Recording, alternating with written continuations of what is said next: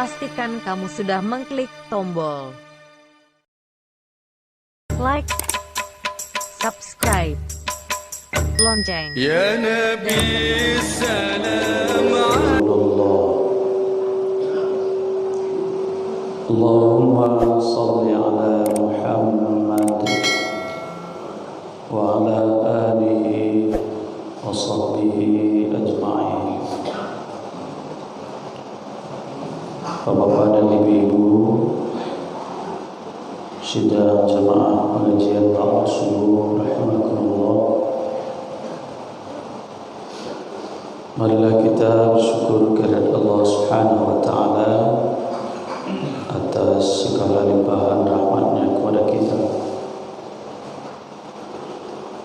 Kita telah diberi kesempatan untuk hidup sampai hari ini, yang dengan demikian kita memiliki peluang untuk meningkatkan derajat kita di sisinya. Selawat dan salam kita doakan kepada Allah Subhanahu wa taala, semoga senantiasa dilimpahkan pada Nabi kita Nabi Muhammad sallallahu alaihi wasallam. Bapak dan ibu-ibu, pada pengajian kita sebelumnya, sebulan yang lalu, waktu pengajian hari Jumat malam yang kedua bulan Januari, ketika itu kita membahas tentang hadis yang menjelaskan tentang harta haram. Hadis dari Abdullah bin Umar, diriwayatkan oleh Tirmizi, Nasai, Abu Daud, Ahmad dan Darimi, yang di situ disebutkan 4 hal yang tidak halal, dan ketika itu kita baru menjelaskan 2. Kata Rasulullah SAW, la yahillu salafun wa bai'un. Nah, ini sudah kita jelaskan. Tidak halal hasilnya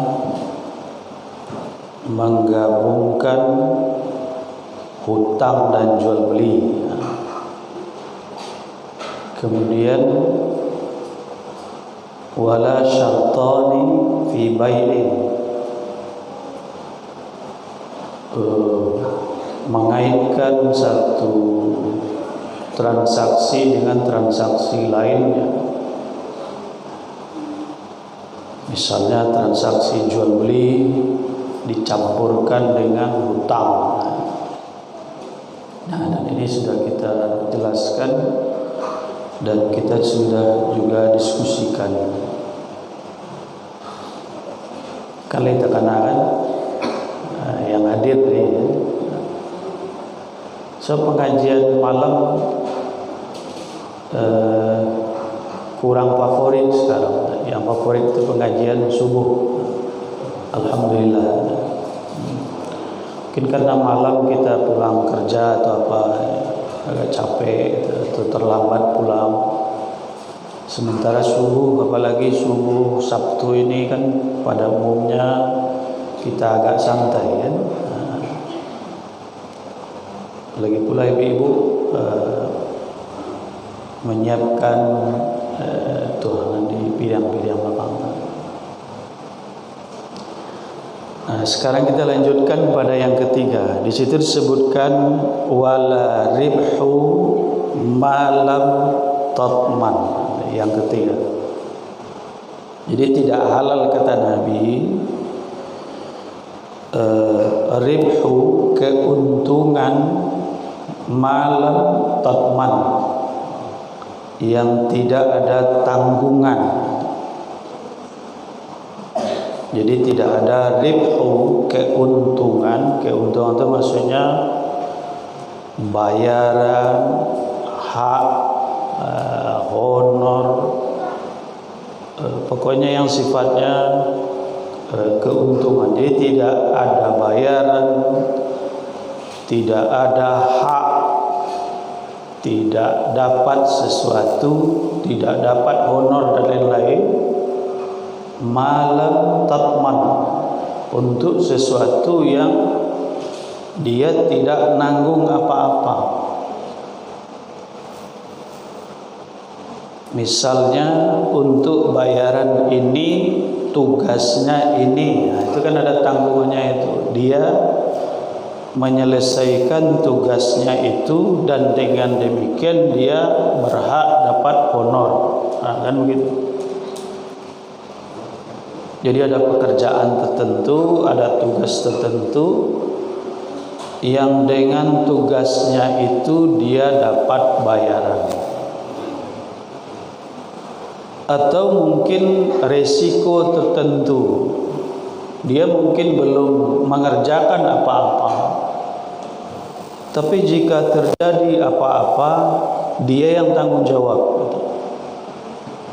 Nanti kalau datang inspektorat nanti dia yang ditanya. Kalau ada masalah nanti dia yang tanggung jawab.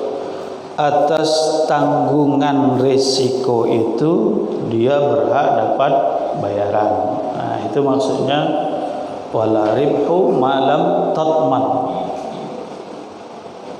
Tapi ini dalam akad muawadat, ya, dalam akad bisnis, akad yang ada bayaran. Beda dengan akad yang sifatnya ibadah, yang sifatnya sosial, tabarruat. Misalnya kita kasih sedekah, dia tidak berhak dapat sedekah, dia tidak melakukan apa-apa. Namanya saja sedekah. Sedekah itu tidak perlu ada imbangan antara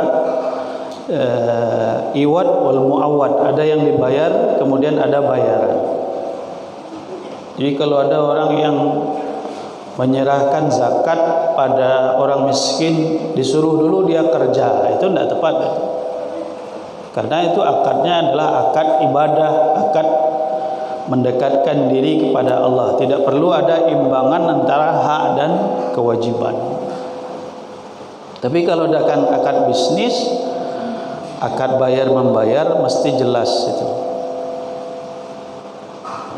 Jadi betul-betul diatur oleh agama kita sedemikian rupa sehingga tidak ada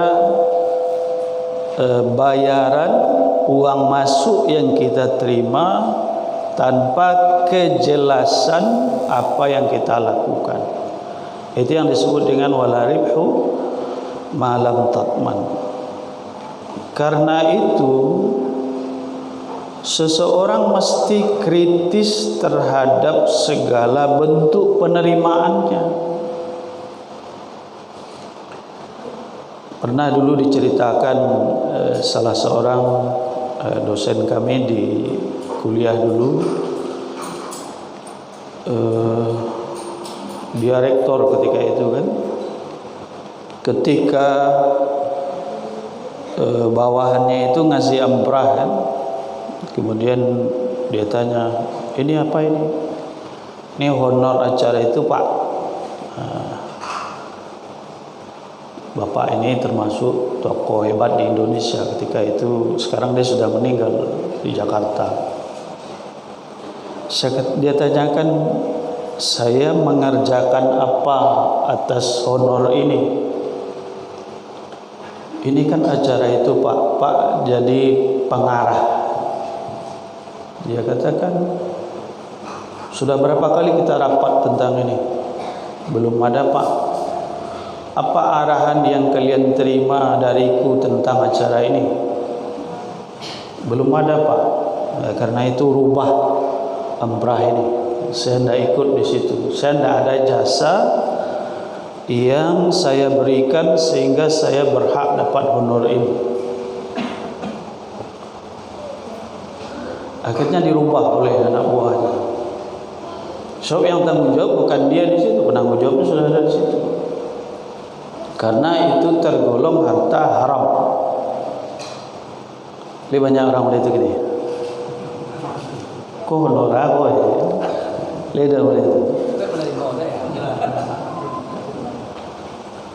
Kalau kita kaitkan dengan bahasan kita yang dulu-dulu, ini yang disebut dengan pada hari kiamat nanti itu ditanya wa an malihi min aina iktasabahu wa fima anfaqahu. Dia akan ditanya tentang hartanya, dari mana dia dapatkan dan untuk apa dia habiskan. Malahan ada kecenderungan yang sebaliknya dalam kehidupan sekarang itu. Sangat hobi seseorang menerima yang tidak jelas itu. Kau jatah apa Pak? Iyalah. Kadang ditanya, ada acara kan? Mau Pak? Kalau dia berkuasa, dia akan gunakan kekuasaannya itu untuk masuk ke segala bidang itu, untuk hal-hal yang dia tidak ada kontribusi, tidak ada tugas, tidak ada tanggungan, tidak ada risiko segala macam. Dan ini Nabi yang menyebutnya wala ribhu malam tatman. Itu bukan kini dia atur-atur, tidak begitu. Itu karena tidak kita sebut-sebut aja.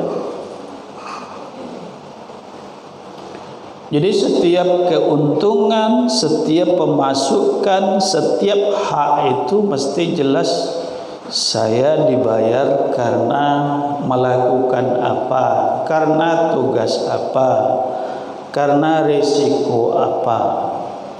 Soal besaran kecilannya itu kan relatif nanti. Yang jelas nanti ada masuknya, ada perimbangan. Ini imbangannya mana? Muawadah itu kan artinya seimbang kan? Ya, jadi ini yang ditekankan oleh Rasulullah sallallahu alaihi wasallam. Jadi tidak ada iyalah wasko, tidak dulu doa penolak rezeki. Keluarlah fatwa seperti itu, doa penolak rezeki. Seolah-olah dia memang seorang yang alim, seorang yang zuhud ketika itu, yang menjaga diri dari hal-hal yang tidak baik. Jadi itu yang dimasukkan di situ. Jadi ini yang ketiga di situ. Dan itu yang diajarkan oleh kita. Dan banyak dalam kehidupan kita yang kalau kita cari-cari kadang tak ketemu.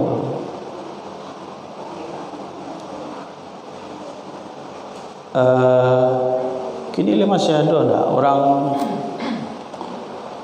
nuka-nuka pitih di jalan Karya Raya itu masih ada kini tak? Masih. Kalau nuka pitih 100.000, dek pitih 10.000, bara bayi aja 95 atau 90. Berapa buat? Nuka pitih di jalan tu kan yang jelas 100, enggak 100 kan dibayar itu. Kita kasih 100.000, kembalinya kita berapa? Jelas enggak 100 ya. Mungkin 95, mungkin 90. Kalau 1.000.000 berapa biasanya? Pokoknya 900 atau 950. Ada potongannya. Potongan yang dibayar 50.000 atau 5.000 atau 500.000 kan disesuaikan itu dengan nominal. Sebenarnya itu bayaran apa? Itu boleh atau tidak itu? Ada yang suka nuka itu nak ngaku je lah ya. Boleh kita proses di situ. Boleh nak itu nukar pitih 1 juta dengan 900.000 pitih ketek-ketek. Gua kan dari Karayo Pak. Kau seketek lah kau mah. Bulan puasa dah sebulan ni lah. Kurang apa mana? Kau ke pulang kampung ke sana. Sebenarnya bayaran itu ada imbangannya enggak? Boleh atau tidak dulu? Boleh atau tidak itu? Boleh. Kenapa tidak?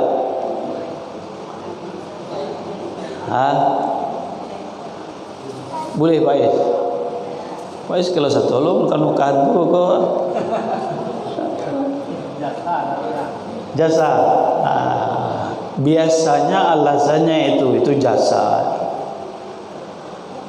Kalau jasa itu boleh kita ambil jasa, tapi bukan sesuatu yang dinamai jasa. Jasa itu kan kita boleh jual jasa kan, mengupah bahkan boleh jual jasa, tapi jangan sesuatu yang disebut jasa. Misalnya itu untuk jaso atau upahnya menukan kan antri lo di BI itu, atau paneh-paneh lo tagak di siko, pakai ongkos lo kasih tu, pakai minyak, pakai kadang makan siang lo kayak kan apa boleh dihitung itu berapa lama dia berdiri, per jamnya berapa ongkosnya ke bank, berapa lamanya antri, bila perlu diukua lo bara tagang ureknya tu hingga dibayar, boleh seperti itu, dan dibayar sesuai dengan tarif yang dia sebutkan. Tapi kan persoalannya manukan PT 1 juta, manukan 10 juta, sama atau tidak tenaganya? Nyapai ke bank itu kan PT 1 juta. Kalau manukan PT 10 juta, lebih nak minyaknya ke situ. Atau sama serute perjalanannya, kalau 1 juta dari Simpang Haru KBI lewat situnya. Kalau 10 juta sampai ke Tabiangnya gitu. Sama enggak perjalanannya? Sama enggak kalau makan siang, kalau bukan ti 1 juta, sakarek nasinya tu. Kalau bukan ti 10 juta, tambuhnya. Itu. Kan sama saja kan? Sama saja antrinya tu. Paling-paling mereka kalau 1 juta pis, mereka enggak tambah. Tapi kan kalau 1 juta ciek tas saja. Kalau 10 juta 10 lo tas saja kan apa itu. Jika yang dia minta adalah bayaran realnya 1 juta, minta bayarannya 50.000, setelah nyetok kan mahan serah pokoknya nyetok 10 juta diganti ya 50.000 je, 15 juta 50.000. Kalau itu memang betul-betul jasa dan itu boleh. Tapi yang jika dia sesuaikan dengan jumlah uang, itu bukan jasa oleh itu adalah uangnya yang permainkan di situ, dan itu yang tidak boleh. Kata Rasulullah SAW, "Az-zahabu bil-zahabi." Tukar menukar itu misalnya emas dengan emas, wal fiddatu bil fiddati, perak dengan perak, wal burru bil burri, gandum halus dengan gandum halus, wasyairu bis syairi, gandum kasar dengan gandum kasar, wat tamratu bit tamrati, kurma dengan kurma, wal milhu bil milhi, garam dengan garam, sawaan bisawain, sama jumlahnya, ya dan biadin, dari tangan ke tangan, tunai diberikan, najis dibayar penuh, najis separuh, kemudian sajam le separuh lai. Itu bukan ya dan biadin. Ya dan biadin artinya harus sama-sama menyerahkan tunai. Faman zada awistazada faqad arba. Siapa yang melebihkan atau meminta lebih, itulah dia riba. Wal akhidhu wal mu'ti fihi sawaun. Yang mengambil dan yang memberi dalam konteks ini sama salahnya. Jadi kalau dia jual jasa di situ, bukan jual uang, maka hitungannya mesti seperti tadi. Pertanyaannya, kali-kalinya model itu tidak? Kan tidak kan? Tidak. Maka itu yang disebut dengan tukar uang dengan uang. Yang satu memberi sekian, yang satu lebih, kata kurang, dan itu tidak ada perimbangannya. Itu yang disebut dengan menukar, yang mana tukarnya itu berbeda. Kalau bapak dan ibu ada pertanyaan, silakan sambil menjawab. Jangan tunggu sampai terakhir. Itu yang termasuk di situ. Kalau dia mau halal, kalau dia mau bisa, boleh hitung seperti tadi itu, Pak, iko uang jaso. Ayolah tukar mau beti 1 juta, barang bayar 50.000 Pak. Nak 1 juta lah. Usaha nak mau banyak, 5 juta lah. 50.000 je, karena yang disewa itu adalah jasanya. Itu baru uang jasa namanya. Tapi kalau 50.000 lain letongnya le Pak. Emangnya 50.000 tu kancang dari minyak anda tu. Aku menukar 50.000 mau kalau bahasa kamu mencoroh tu minyak tu. Tiba dia menukar 1 juta, irit itu. Jadi itu namanya mengakali sesuatu dengan sebutan lain. Ini kan banyak yang keren seperti itu. Ini disesuaikan ini, padahal itu dinaikkan, dimahalkan, disebut disesuaikan. Banyak ini kan. Jadi sesuatu itu memang jelas apanya, jelas dia untuk apa di situ. Dan Nabi menekankan wala ribhu malam tatman. Jangan semarang menerima saja, jangan semarang magih saja. Dulu ketika 6 bulan telah setahun di Masjid Baitul Aulia dikatakan benar itu ketika menjelaskan masalah apa waktu itu gulul, ada yang bertanya, Ustaz, ambo sopir melayani tamu-tamu di gubernuran itu apa? Kalau ambo menerima pemberian dari tamu-tamu itu setelah selesai, apakah boleh itu Ustaz? Boleh tak itu? Ada nomor itu gini nak. Ada setelah memberikan melayani itu, maunya dia pegawai, kemudian oleh tamunya, Pak, boleh itu nak? Boleh itu nak? Boleh. Kenapa boleh? Karena dikasih, tidak diminta itu. Kita kan nyoba kontrak kerja Pak dengan apa?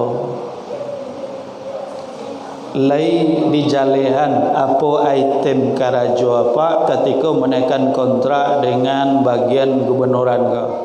Lain Pak. Apa tugas Pak di situ? Itu. Apakah itu yang Pak lakukan terhadap tamu-tamu itu? Iya Pak. Coba kok menerima bayaran juga Pak situ tu.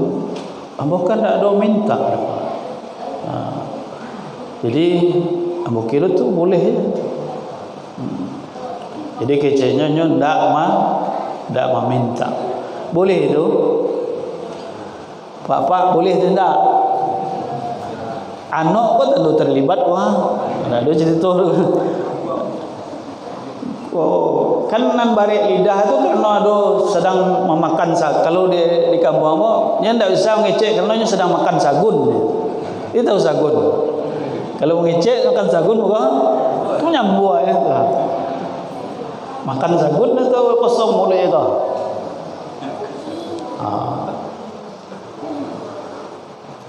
Di dalam sebuah hadis disebutkan begini, anna Rasulullah SAW istamala amilan. Jadi Nabi itu pernah mengangkat seorang amil. Amil itu yang tukang kumpulan zakat itu kan. Waja'ahu hina faragha min amalihi faqala ya Rasulullah hadza lakum wa hadza uhdiya li. Jadi ketika dia datang, dia kemudian laporkan, ya Rasulullah, iko hasil zakat ko ambo serahkan ke engkau. Dan cieleko, iko adalah hadiah yang diberikan kepadaku. Nah, makanya kau untuk apa? Kan ada tu orang Karajo itu kan oleh klien, oleh orang yang dilayani, kemudian dititipin. Kau pernah kan seperti itu?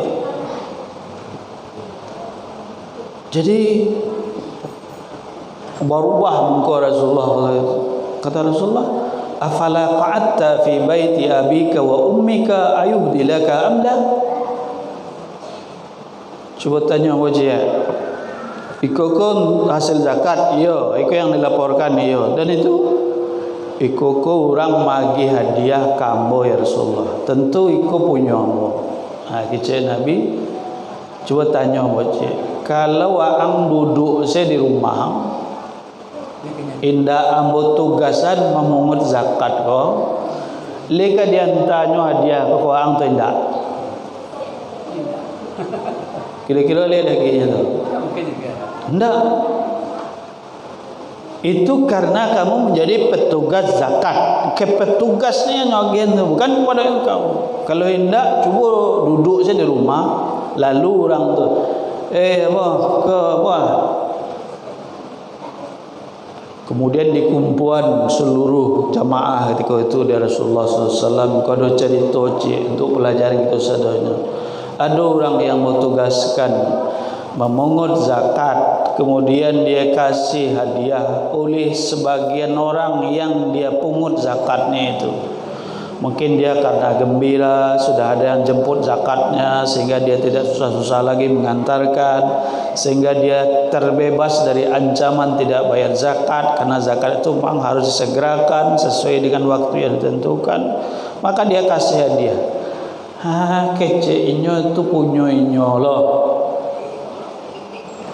Afala qa'ada fi baitihi wa baiti abihi ayudalahu amla. Emangnya kalau nyo ndak mau tugaskan ke dia hadiah dia orang. Maka di ujung perkataan itu Rasul sebutkan walladzi nafsu Muhammadin biyadi, demi zat nyawa Nabi Muhammad yang digenggam oleh Allah Subhanahu wa taala.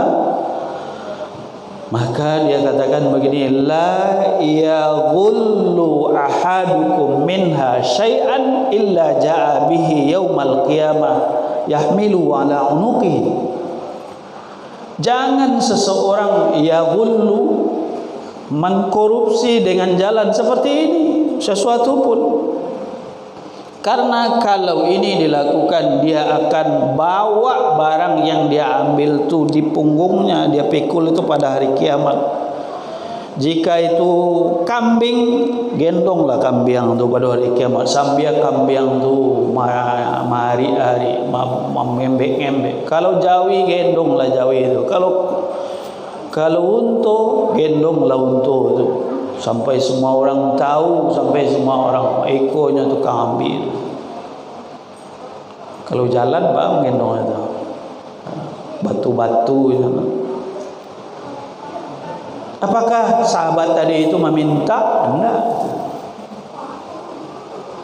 Itu ya yang disebut dengan sesuatu yang dia terima. Salah satu penjelasannya wallahu a'lam bishawab. Yang jelas ini ketentuannya dari Nabi ya, yang menyebutkan bahwa ketika dia memungut zakat itu dia akan ditugaskan.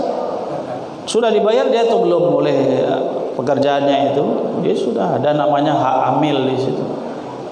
Dia minta kah? Tidak. Diterima kah oleh Nabi? Lindak piti zakat Nabi. Kan itu ujian Nabi dah. Lindak piti zakat na usaan. Ndak ya Rasulullah. Itu bawalah pulang. Kan tak itu ujian Nabi. Berang Nabi. Dia tahu orang sana. Pakai sumpah demi Allah yang menggenggam Nabi. La yaghullu ahadukum minha syai'an illa jaa bihi yaumal qiyamah yahmilu ala unuqihi. Gendong di pundak. Kenapa begitu?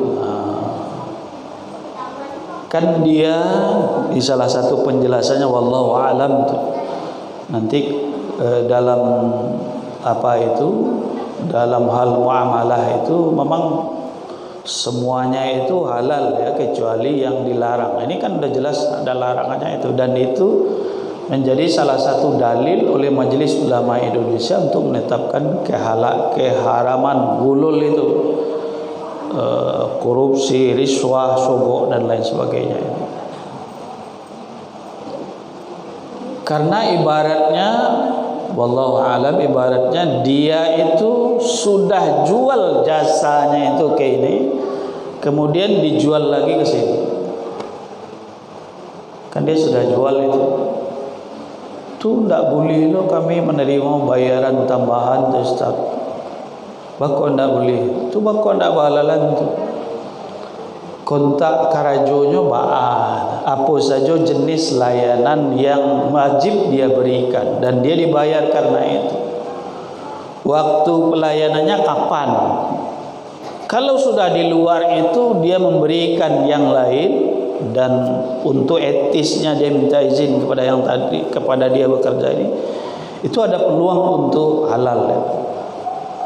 Misalnya jam karajo sampai jam ampe misalnya kan, dia melakukan jual jasa yang lain itu sudah maghrib sampai apa, tugas ambo melayani apa, anta japui sebagai supir sampai jam ampe nya Pak. Kalau sudah itu Pak ada perlu atas nama pribadi Pak, itu tidak dibayar oleh perusahaan. Tapi kalau memang yang namanya supir pokoknya leju berjalan untuk tu bawa kan, itu kan kadang-kadang itu sebagai lip service. Pokoknya bos siap Pak, jam 24 jam siap. Tapi ketika jam 9 malam ni kan,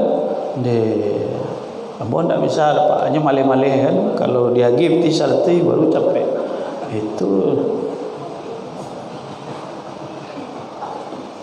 Jadi ini yang dimaksudkan dengan wala ribhu malam tatman. Dan hal seperti ini tentu bagian yang mesti dijadikan perhatian sehingga tidak mudah masuk ke diri kita itu harta-harta yang tidak halal itu. Sekali lagi soal besarannya, soal itu kan tergantung perjanjiannya, tergantung apa. Tapi ini kau nan kau yang itu kok. Kini adalah kesulitannya Pak. Kadang-kadang kita betuan tak bisa gini dah tu. Ada salah seorang pimpinan di UIN itu pernah begini kasusnya. Dia perjalanan ke daerahnya itu hanya 3 kali. Tapi dalam amprah itu dibuat 12 kali karena jadwalnya 12 kali. Ngecek kan, kok banyak warna kok. Iku kan SK-nya 2 kali Pak. Tu realisasinya balik 2 absennya lain Pak kau 3 kali itu bakal 2 kali. Sebabnya lah permintaan mesti sesuai dengan SK Pak. Tak bisa itu rubah balik jadikan 3 kata atasannya tu. Setelah dibawa ke bawah balik dirundiang orang ke uang tu tak bisa. Sebab PT-nya lah keluar 2 balik itu. Tak bisa 3 tu. Kalau tak ditandatangani Pak, beko kalau tidak Pak tanda tangani, beko menjadi pertanyaan di inspektorat beko Pak. Beko Pak nak tanda tangani yang lain iyo, beko dibongkar yang lain itu terbongkar saja beko Pak. Nak namun kata sendiri tu tangan sampai di akhir tanggungawaban tak bisa orang keuang kau buat laporan bertanggungjawabnya dah, karena inilah keluar PT itu 2 balik kali itu, dan banyak yang seperti itu tu. Tak nyo seorang saja. Jadi kalau nyo seorang tanggungjawab, nang kau kok nerimo, nang kau mau terima. Ma absen perjalanannya, ma sulit tugasnya dan lain sebagainya. Dia cek satu bongkar saja. Coba caranya lain. Iyalah Pak, membana kami tidak bisa Pak. Tidak bisa, tidak Pak tanda tangan dia. Pak kok harus mau tanda tangan? Tidak bisa dilaporkan. Kalau tidak dilaporkan, Pak Pak aja kena itu Pak. Dia jangan itu, pimpin di situ kan, Pak aja kena. Iyalah bertanda tangani. Itu caranya biti yang untuk jatah hambo yang dah hambo kok dititipkan ke bagian kepegawaian, ke bagian keuangan, digunakan untuk kepentingan yang tidak ada bayaran-bayarannya. Tapi ingat ya, setiap pengeluaran itu bagi tahu dulu, karena PT itu teh nama pertanggungjawaban. Dan seperti itu jalan yang termungkin kadang-kadang untuk mengatasi model pertanggungjawaban sekarang, karena kadang memang dikepung dari banyak. Kan laporan-laporan itu yang penting kan tuntas administratif, ya kan? Ya Pak buat tuntas administratif. Pak buat kurang keuangan dulu. Jadi itu yang ketiga ya. Ya silakan. Jadi berkaitan dengan itu pengalaman saya, umum ke sekolah. Jadi kan banyak sekolah swasta itu kan zaman itu ya tahun 90-an. Asal anaknya bisa ujian penjualan, gitu nah. Dia waklah duit ketentuan kalau juga membayar semua bagi Pak anakmu pindah ke sekolah. Para mama ibu punya Pak, ibu 350.000, ibu kayak apa bayi kan pengen keuangan, pulang sudah itu enggak. Pak, kalau dia mau mengucapkan terima kasih karena Allah berterima. Kok intinya itu sama dengan bayi. Akhirnya untuk jatah Pak, ini tambah 2 itu Pak. Nah Pak kalau bayi sesuai dengan aturan dan persyaratan Pak bayi. Nanti ini Pak Bapak selama 3 bulan. Ya mulai ikhlas berumah ingat Pak. Karena itulah mana terima. Kalau mau terima menurut kamu rasanya cocok kecil biar tadi. Kamu timu dengan kapasitas seperti alhamdulillah itulah melakukan ketika jadi kepala sekolah di swasta dan sebagainya. Memang kalau ini jadi banyak, kan? Banyak ada PPP yang masuk bahwa yang saya dalam setahun saudara anak yang tidak kembali. Tapi alhamdulillah itu merupakan dengan yang pengajian dapat ini memang sangat perlu kiranya Majelis Ulama Indonesia itu membuat edaran apa instansi dan ini. Sebab inilah yang penyebab terjadinya bangkrutnya negara ini. Bukan itu yang termasuk. Ya. Tunggu dulu. Ibu-ibu lah siap apa? Lah siap edar. Ku apa lah siang kan? Jadi terima kasih contoh yang diberikan oleh Pak Is, dan mungkin untuk yang terakhir kita lanjutkan di kesempatan lain. Iko maloncek lo lontong atau apa? Maloncek lo dari pilihan kau nak ditipu siko itu. Jadi kesimpulannya tentu kembali ke kesadaran kita untuk memblok sedemikian rupa rezeki kalau kita mau pakai rezeki atau pemasukan yang itu justru nanti akan memberatkan kita. Karena yang haram itu bekonya bareknya karena rako, bareknya ke kesalahan. Semakin banyak masuk, semakin susah kita menghindari dari ditarik ke kiri.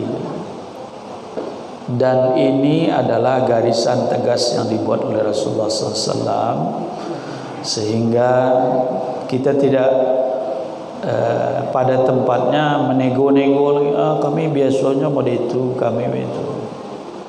Bukan kebiasaan yang mesti dibenarkan, tetapi kebenaranlah yang mesti dibiasakan. Kalau ada yang kurang berkenan, mohon dimaafkan. Mudah-mudahan kita selalu saling mengingatkan. Ini kita buka bukan untuk merendahkan, bukan untuk segala macam, tapi lebih mengingat kebersamaan kita dalam kebaikan. Kita baca-bacalah hal yang seperti ini. Ya Nabi Salam